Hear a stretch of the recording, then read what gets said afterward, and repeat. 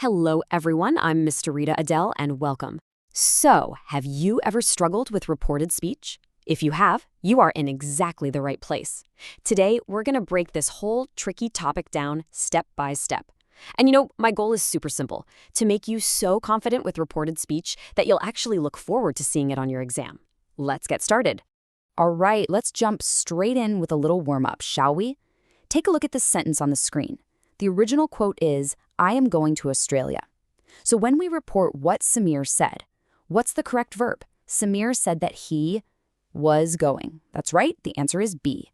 If you got that right, awesome. And if you weren't sure, don't worry about it one bit. This is exactly what we're here to master today.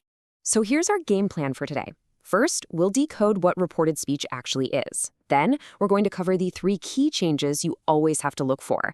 After that, we'll get into the big one, the thing that trips up so many students, turning questions into statements. Then we'll move on to some advanced exam traps. We'll wrap it all up with a quick challenge and a final cheat sheet to make sure it all sticks.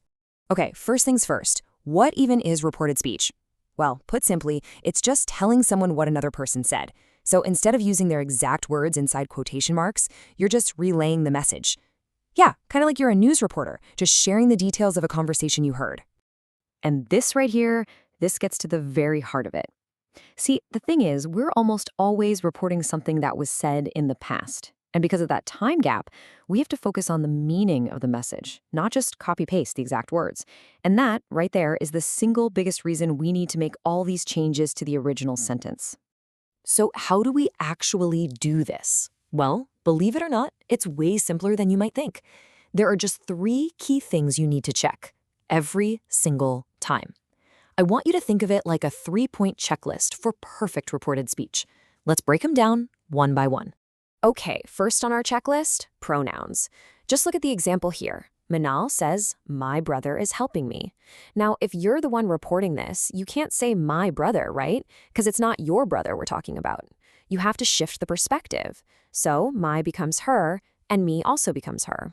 It's just a logical shift. Makes sense, right? All right, change number 2. And listen up, because this one is the big one. It's all about the verb tenses. We call this backshifting. Just take a second and look at this table. Do you see the pattern here?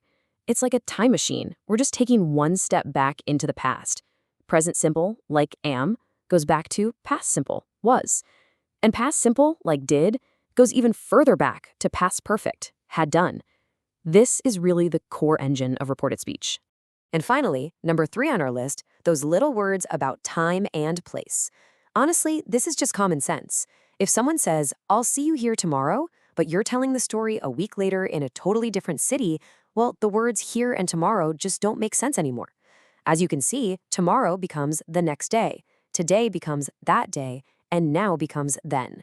It's all about making sure the words still make sense for when and where you are reporting from. Okay, deep breath. We're now heading into what I call the number 1 exam trap, reporting questions.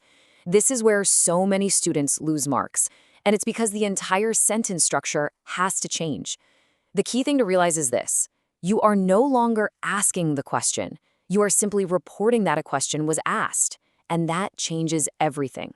And this slide, this is your golden rule. You absolutely have to burn this into your brain. A reported question always uses statement word order. That means the subject comes first, and then the verb. No more question format.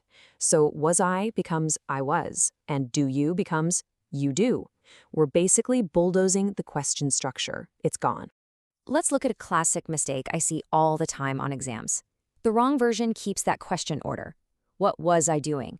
But the correct version follows our golden rule. Subject first, then the verb. What I had been doing. And did you notice we also backshifted the tense from past continuous to past perfect continuous? So it's a 2-part move. First, you fix the word order, then you backshift the verb. I'm telling you, these 4 steps are your secret weapon.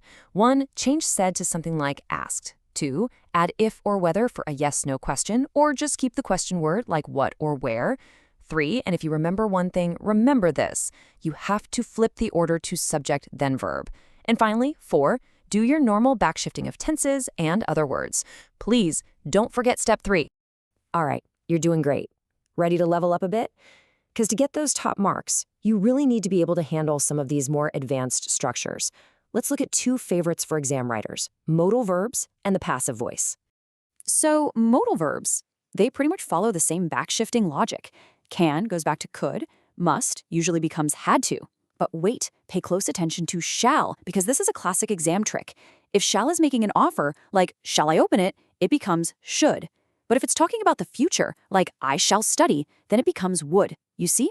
Context is everything.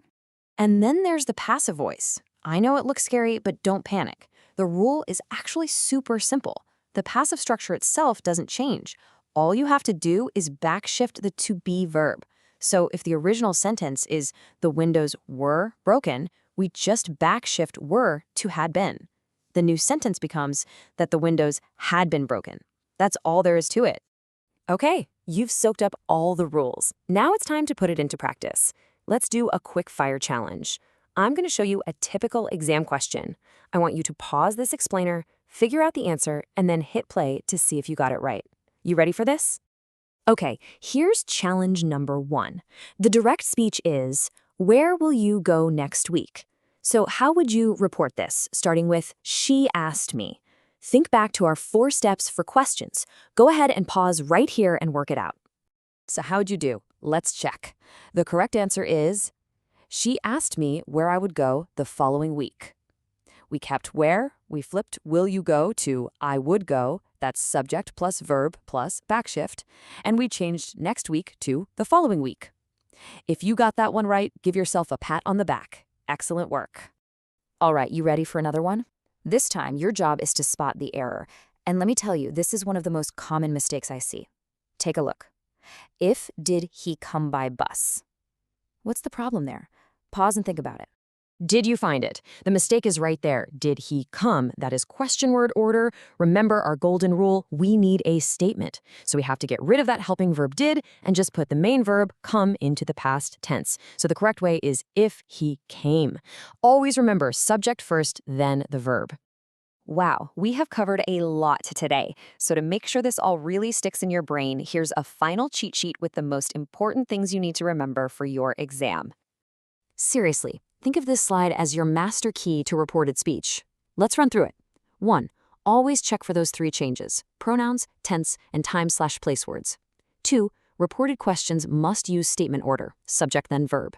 3. For yes/no questions, you gotta add if or whether. And don't forget that one big exception we talked about, right? For things that are always true, like scientific facts, you don't backshift. Keep this handy when you're revising. And before we go, I want to leave you with one last challenge to really test your skills. Can you work backwards? If the reported sentence is, he was going to visit me the next day, what was the original exact words that he spoke? You know, being able to work backwards like this, that's when you know you've truly mastered it. Think about it. Thank you so much for joining me today. Keep practicing, and you are going to do great on your exams. Good luck.